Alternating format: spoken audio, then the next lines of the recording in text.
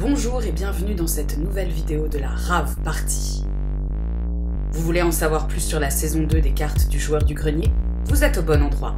Détendez-vous et laissez-vous guider par Alex le Saint-Cyrien et Ranran la Gâchette qui vous feront découvrir cette merveilleuse série.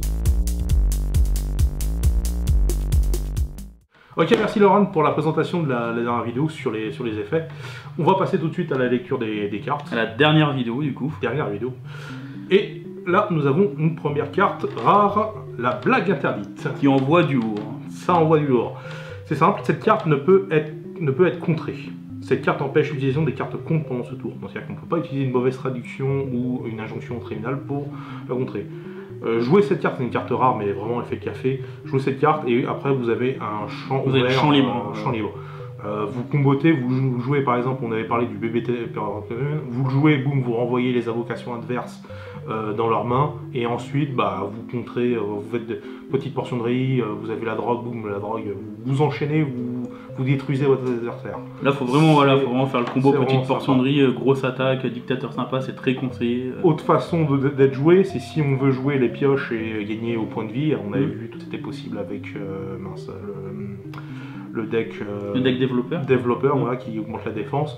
Ça peut être pas mal pour essayer de gagner des tours aussi. Pouvoir jouer derrière d'autres cartes effet qui pareil, il a de la vie, vous savez que ce ne sera pas annulé.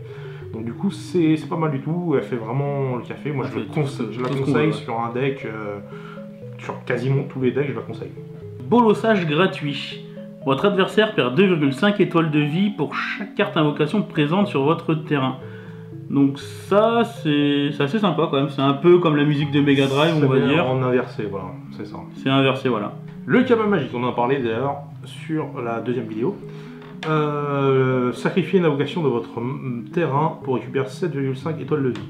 Donc ça se combote bien avec justement le studio canadien qui a 5 vies. Donc du coup, voilà. Vous sacrifiez une des 5 vies pour récupérer 7,5 étoiles de vie. Si vous avez pareil un bébé terreur nocturne à jouer, le bébé terreur nocturne est un peu agaçant après pour pouvoir jouer des cartes invocation. Vous le sacrifiez, vous le jouez, vous renvoyez les cartes invocation adverses, vous jouez le kebab magique pour sacrifier le bébé terreur nocturne et derrière vous avez le champ libre. C'est pas mal du tout. Le passage secret dans le mur du voisin vous permet de regarder la main de votre adversaire. Vous pouvez choisir une de ses cartes et lui faire défausser en défaussant une de votre propre main. Donc ça c'est assez sympa. Du coup on peut voir ce qu'il a et si vraiment on peut lui faire perdre une très bonne carte. Ouais, c'est ça. Et c'est vraiment utile, c'est vraiment sympa. Je ne l'ai pas testé, mais à mon avis, je pense qu'elle peut avoir son effet dans on peut voir si voilà, il y a une grosse invocation dans la main de l'adversaire ou un très gros contre. C'est pas dégueulasse. Si on peut envoyer un canard signal ou un triple doigt directement dans la pioche de l'adversaire, enfin dans la défausse de l'adversaire, c'est que ça fait un coup au moral. Quoi. Attaque de la tour Eiffel. Cette carte vous permet de ce tour de combiner ensemble deux cartes d'invocation présentes sur votre terrain. Les étoiles d'attaque et de défense sont additionnées. Et les cartes combinées comptent comme une seule carte. Si votre combinaison est détruite, toutes les cartes qui la composent le sont. Ça permet de composer de deux invocations, elle permet d'avoir une seule attaque en commune. C'est pas mal si on a peur que l'adversaire joue beaucoup de contre en fait. Ça permet l'adversaire en fait il va jouer un contre, bah boum vous allez annuler et puis il n'aura pas d'autre occasion de jouer du contre. Voilà. Tout simplement. Le mauvais doublage. Pour la durée du tour, les statistiques d'attaque et de def de toutes les cartes invocation présentes sur le terrain sont interverties. Donc ça sur certaines cartes, c'est vrai qui sont très fortes en attaque et très fortes en def et peu en attaque, c'est vrai que c'est utile de basculer la tendance pour essayer de détruire des cartes invocation rares. Toujours avec de développeurs ou d'incarnation. Voilà. Donc ça peut être sympa. Croisement des effluves. Sacrifiez, c'est une carte rare. Oui. Sacrifiez une carte invocation de votre terrain, défaussez la première carte de votre pioche et défaussez une carte de votre main pour pouvoir détruire toutes les cartes présentes sur le terrain. Alors c'est un petit peu du table rase. C'est un peu overkill à mon goût. Moi je trouve que la feuille est plus efficace dans le sens où elle détruit les invocations qui sont liées avec le terrain. Et le sacrifice est moins important. Oui. Là, cette carte se fait contrer, c'est un peu... on a quand même les contraintes de destruction de ses propres cartes sans avoir l'effet et malheureusement ça a tendance à vite se retourner contre soi. Ouais. Mais par contre ça peut être sympa s'il veut vraiment détruire tout ce qu'il y a à côté.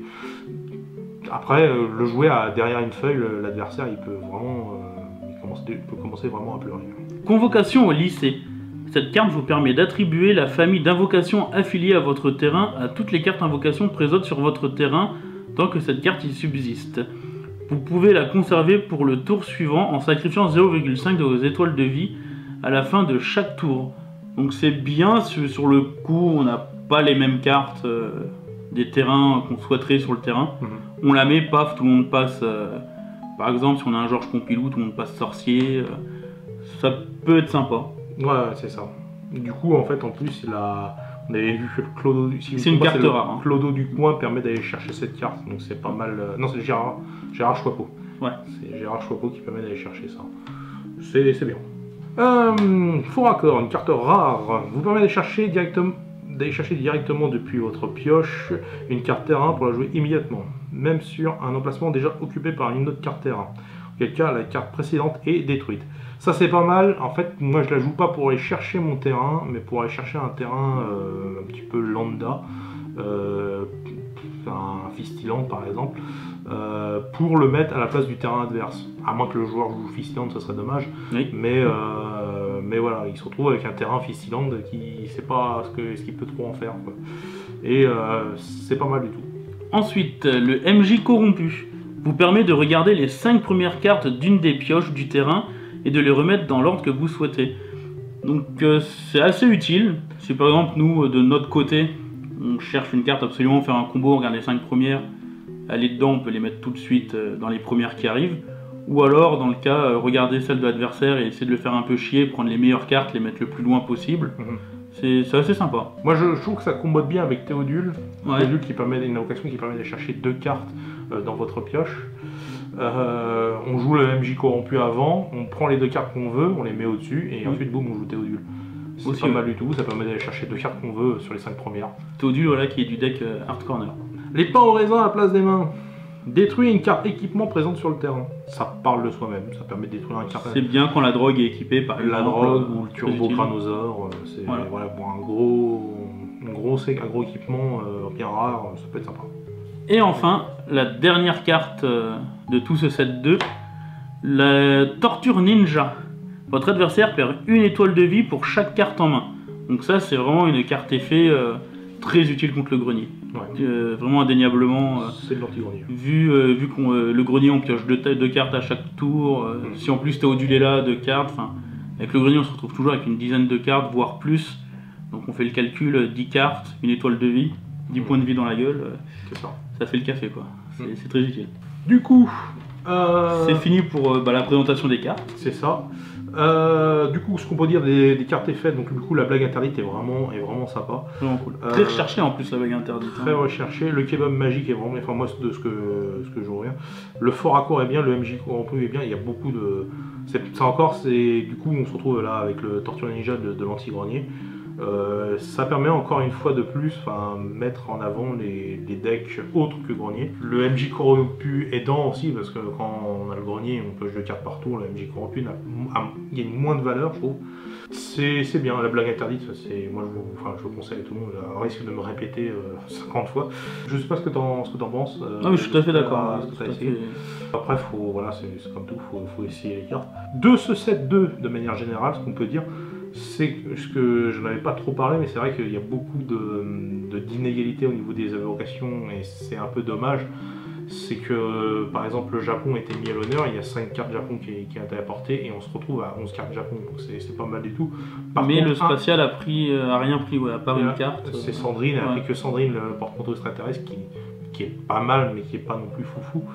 Le spatial est vraiment mis de côté, quoi. Si je ne me trompe pas, il n'y a que 6 cartes spatiales. C'est qui donne pas envie de il y a eu 2 cartes Fistiland, mais comme je disais, la plupart des cartes Fistiland, le terrain Fistiland ne combote très mal avec les cartes effets et contre. Par exemple, la convocation au lycée, c'est bien.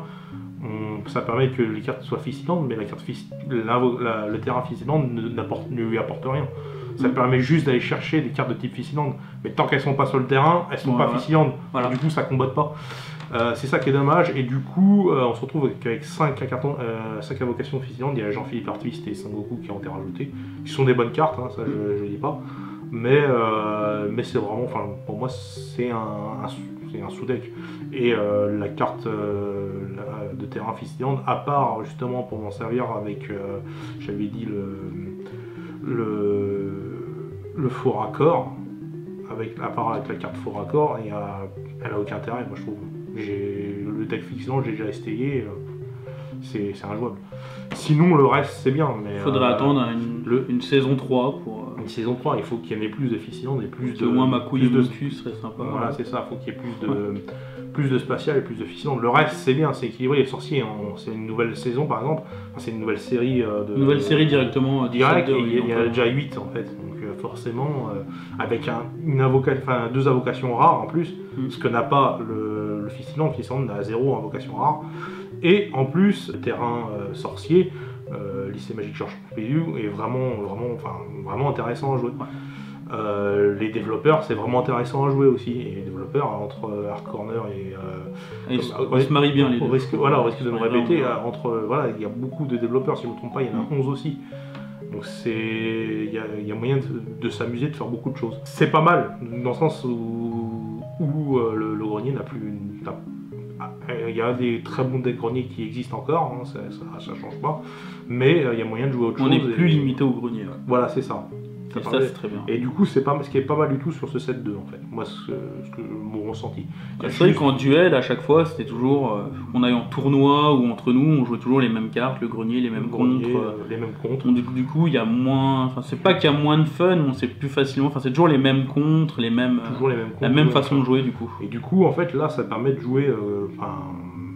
Les contres, les effets, les équipements aussi, parce que moi je jouais pas du tout les équipements, mais là je commence un petit peu avec le Hard Corner, j'ai commencé, j'en avais mis un, j'ai mis les hypnogroupes. C'était grâce aussi à Manuel Ferrara qui a la vocation qui permet de chercher les équipements, qui est, du coup c'est pas mal du tout, mais ça, la petite portion de riz je la jouais jamais aussi. Ouais.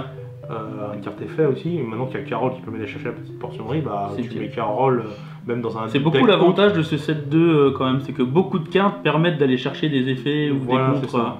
Donc ça dynamise un peu le jeu directement. Et du coup, comme ça permet d'aller chercher, ça permet de piocher, et du coup, piocher, on combat plus facilement. On le fait naturellement grâce à ces cartes-là, et du coup, il n'y a plus besoin de piocher de cartes par tour.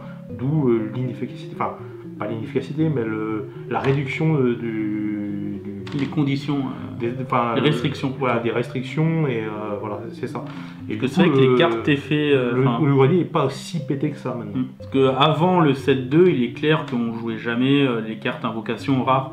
Donc on jouait jamais le patron d'infogramme, on jouait jamais du Canardman, l'enfant de Juron, du Jean-Claude. C'est trop dur. C'était vraiment trop compliqué à invoquer. Fallait, par exemple, pour le patron d'infogramme, il fallait déjà avoir dans sa main le patron d'infogramme, il fallait avoir Seb et la mère de tournoyante bleue.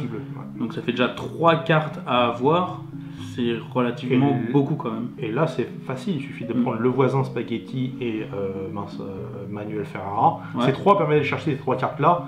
Boum, donc ça facilite beaucoup l'obtention des conditions déjà. Du coup, il suffit d'avoir ces 6 cartes dans la main et le patron d'infogramme beaucoup plus facile à invoquer. Et plus le canard signal qui est pas mal, le canard signal. Le canard signal, oui. Donc ça nous permet directement de buff aucune condition. Jamais, ça peut être une stratégie aussi. On prend juste la carte sans les équipements, sans rien, on pose le canard signal et on l'invoque sans problème. C'est aussi une stratégie. Il y avait assist aussi. Qui était sympa, mais du coup le canard signal est bien mieux en fait. Ah oui, plus facile à envoyer. Ouais. Parce que le canard signal permet de la chercher même dans la pioche. Oui, c'est la main ou la pioche. Ouais. C'est ça. Et du coup, les invocations rares sont un peu plus mises en l'honneur, et du coup les decks qui sont associés sont un peu plus mis à l'honneur. C'est bien. C'est une bonne chose. Ça permet de jouer vraiment différemment. Voilà. C'est tout ce que j'avais à dire pour moi pour ce set 2 et les effets de ce set 2.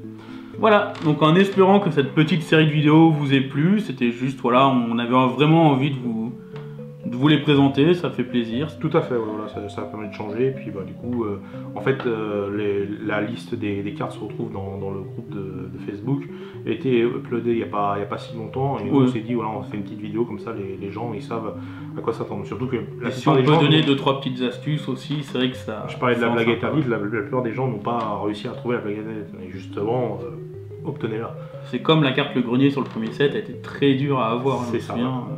Et ben on va citer là-dessus. Je vous souhaite une bonne journée. Je voulais surtout remercier déjà Laurent pour nous avoir fait nos intros, c'est très sympa. Je voudrais remercier aussi Joris, qui nous a beaucoup aidé. On l'a beaucoup fait chier, hein. On t'a beaucoup fait chier, merci de... Du coup, il avait répondu à pas mal de questions, notamment sur les LOL Hitler et le machin Megazord, l'outre, lapin ornithorynque. Je vais la mettre là. En fait, voilà, c'est ça. Voilà, ça sera plus simple. Donc du coup, moi c'était tout ce que j'avais à dire. Tout est nickel. Et voilà. Donc encore une fois, merci à tout le monde. Je vais mettre plein de liens utiles dans la description. Voilà, c'est ça. Donc le groupe Facebook, le site Joueurs du Grenier. Toutes nos autres vidéos. Voilà. En tout cas, encore une fois, merci à vous. Et à bientôt pour de prochaines vidéos. Salut! Bonne journée!